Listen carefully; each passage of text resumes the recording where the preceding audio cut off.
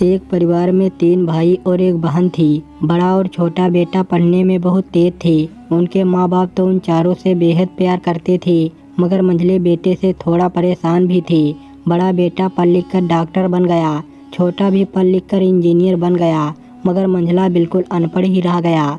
सबसे बड़े बेटे और सबसे छोटे बेटे की शादी भी हो गई। बहन की शादी भी अच्छे घराने में हुई थी।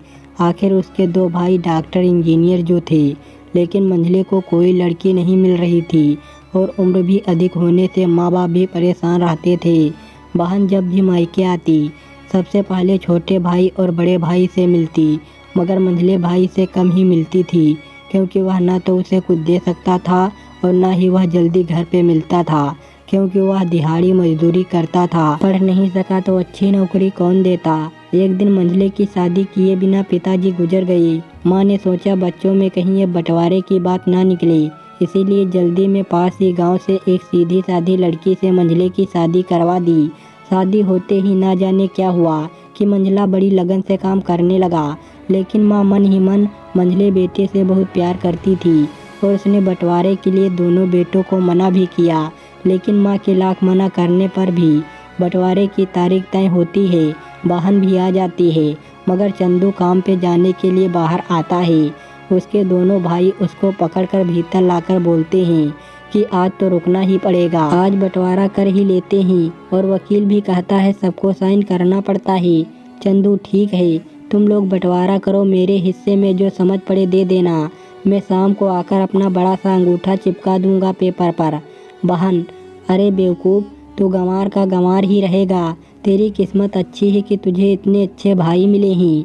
माँ, अरे चंदू आज रुक जा, बंटवारे में कुल 20 बीघा ज़मीन में से हमारी छुटकी का हिस्सा कौन सा है।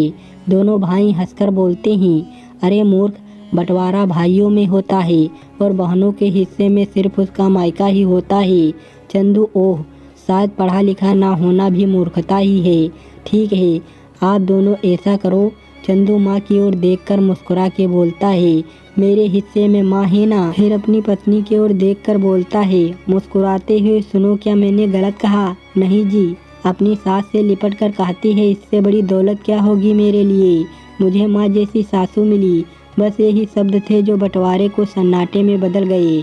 बहन दौड़कर अपने गंवार भैया से गले लगकर रोते हुए कहती है कि माफ़ कर दो भैया मुझे, क्योंकि मैं समझ ना सकी आपको।